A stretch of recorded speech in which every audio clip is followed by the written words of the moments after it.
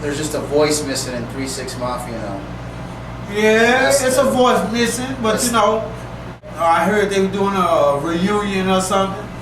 I ain't fucked up about it. Probably want to be in it, but you know, right now I'm trying to do me. What's the most known album? The most known unknown. You know what I'm talking about? The most known unknown. That's an album if you don't know that. Here's a comment from J.E. Dub. I finally quit fucking with 3-6 Mafia after Crunchy left. I like to tell all my fans. He was all they had left. Yep. Crunchy goes hard. I stay 100, and I like to tell all my fans to stay 100 too. If you like me, when I was in the 3-6 Mafia, you should like the 3-6 Mafia when I'm out of the 3-6 Mafia. You feel what I'm saying?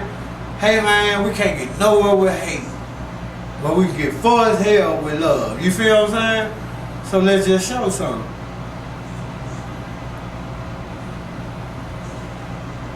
There was something said that he walked away from $1 million.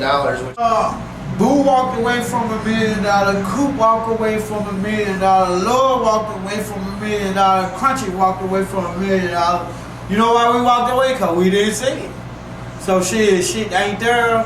You can't touch, you can't see. Shit, you might well walk away. You better run away, nigga. You know what I'm talking about? I mean, it's probably easy for someone to say they threw $1 million on the table, but that's not the case. No, that really ain't the case. I'm not gonna walk away from no money. Nobody. I'm robbing niggas. You feel what I'm saying? So that means I'm running to niggas to get that money. So how I'm gonna run away or walk away from it? I'ma just keep it real. I ain't gonna say no names. But nigga told me after we got the deal for the TV show, I was gonna get my check. I'll get my half of that check the next day after we got the check. It so happened the check came to me. Well, you know, it walked up to me. The dude who wrote the check, I don't know if he thought I was the boss or Paul and the boss, but he brought me the check and I looked at the check and I called Paul and Juicy and said I got the check. But before I got the check, Paul and Juicy said that they was going to, you know what I'm saying, make sure I get my money. And you know, I'm talking about 2 weeks went past, and then niggas started changing up, and niggas started acting funny. I had to pay for my own incidental for rooms. I had to pay for my own rental cars for shows. At first, I used to jump in the same van. At first, we used to use the same black car. You know what I'm saying? I was just one of the rappers who was pretty smart with his money. You feel what I'm saying? And then the check gets wrote out, and all of a sudden things are different. Yeah, when the check got there, Paul, well, they said they were gonna write my check when we got the check, cause they already had the money to write my check. Well, nobody but the two bosses and that dude was in the group. You know, the black dude, me. You know what I'm talking about? So when the check came, man, you know, 1 week went by, 2 weeks went by, and I ain't get no money. You know what I'm saying? So I just left, man. You know. Scared money ain't no money, man. You know what I'm talking about? I gotta get it, man. I want it. So you say you're gonna give it to me, don't tell me you're gonna give it to me and don't give it to me. Don't make me wait 2 weeks. Don't start acting funny 2 weeks to see if I'm gonna run away. I'm gonna tell y'all something real slick. Read them contracts. What if it's your friend, family, or whatever? Read them contracts, my nigga, because in the contract that Paul and Juicy had, if anybody in the group fuck up or do something stupid, then Paul and Juicy get your writers, your royalties and all that.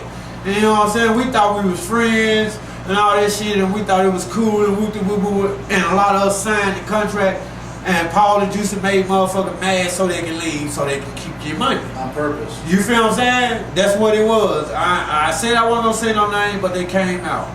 Real, recognized real. So, do you think that was like the boiling point when the money came in, when that check came in, that was when it started going downhill? Well, I don't know nothing about for the other guys, but like I said, when we went to pitch the show, the reality show, Hollyhood? Yeah, Hollyhood. Paul and Juicy came and got me every other weekend. One weekend will be me and Paul. Next weekend it will be me and Juicy. So that made me be in the picture a lot. You feel what I'm saying? So when we pitched the shit to VH1, you know, MTV and shit. You know what I'm talking about? They looked at it, they laughed, tripped out a lot of shit I was saying and I was doing. So they said, appreciate Crunchy for getting y'all this show. And you know what I'm talking about? Probably just said, Crunchy, you know, they came to my room, man, we appreciate you getting us the show or getting the show with us or whatever it might be. And all that good shit, we gonna make sure you get your money soon we get the check. And you know, 2 weeks went past, my nigga. You know, from when I got the check in my hand and when I gave it to my bosses, 2 weeks went past and I ain't see shit. You feel me? So I don't think a nigga was telling me the truth. If I would have stayed there, y'all, I'd have been fucked off even worse. So you feel what I'm saying? If you let a nigga play you, they gonna keep on playing you. You feel what I'm saying? If you don't say nothing, they gonna keep on playing you. You feel what I'm saying? So you niggas just gotta keep it real, man. You know, hey, I'm originally from the hood, originally from the projects, originally from the rats and the roaches. You feel what I'm saying? So, you know, everything I say is gotta be real. So I feel like some people, if they say something, it should be real too. You feel what I'm saying? Especially if it's all about money. And at that point in time, man, niggas just want keeping it real. Woo, that was church right there. Do you feel like once that check came in, 2 weeks went by, that they were purposely blowing you off to piss you off? So Yeah. Because I know you individually as Right. as a friend, Right. as a person, and I know you're the type. No matter what amount of money it is, if somebody's blowing you off, especially childhood, or you've been friends since you from childhood. Yeah, we was kids. You're gonna say fuck it, and they knew Crunchy Black would say fuck it. Yep. They knew that. Yeah, they knew I was gonna say fuck it, so they signed my nigga Booger Mine. And then my nigga Booger Mine, he started playing games and shit. You know what I'm saying? Get mad because he saw his life be famous, and then he saw me leaving 360 Mafia, and he been stuck in the situation he was already in. You feel what I'm saying? So he started pulling whole shit. You know what I'm talking about? He stole my box from my studio. I let the nigga get my studio before I came to Vegas so he could finish his album, finish my daughter album and shit.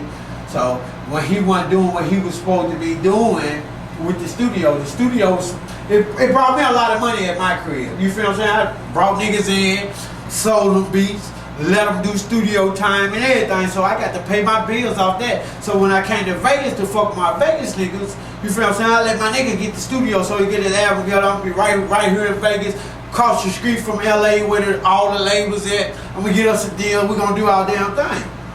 But my nigga saw, he wanna take care of his business. Who?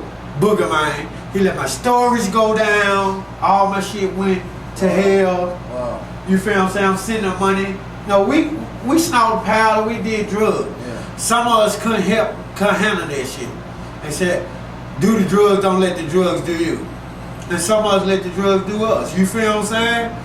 And you know, that's just what it was. And he wasn't getting no money off the studio, he was just getting high. No money, so it wasn't no bills. The nigga in a Section 8 house. So he ain't got no bills really. You feel what I'm saying? $30, $40, $50, you feel what I'm saying? They gonna help you out with your lights. Mm-hmm. You feel me? So he really didn't have no bills. You feel what I'm saying? So he could stack them some cheese. He fucked out the money I was sending him for my storage, which was number $120 a month. I lost a lot of value shit that I put in the storage to come out here in Vegas. And the nigga just didn't do what he's supposed to do, man. It's just time for a nigga to know. Some niggas ain't real. And don't get me wrong, some nigga was real to a extent.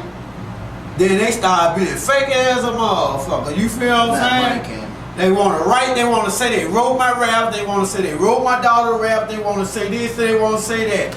And they stole my box, and now, right now in Memphis, you know, it's probably nigga rapping out beats and shit. You know what I'm saying? I had a nigga tell my daughter, man, the Booger Man nigga over here with your box with all your music on and selling beats and taking folks off songs and woo woo woo woo. You know, I ain't mad at that, man. You know, a junkie will do anything. A junkie will steal from his mama. Oh yeah. You feel me? So I ain't mad at him. That fix. I'm gonna get it how I live. You feel what I'm saying? And I ain't gonna never be fucked up. I ain't gonna never fall off, and I ain't gonna never be broke.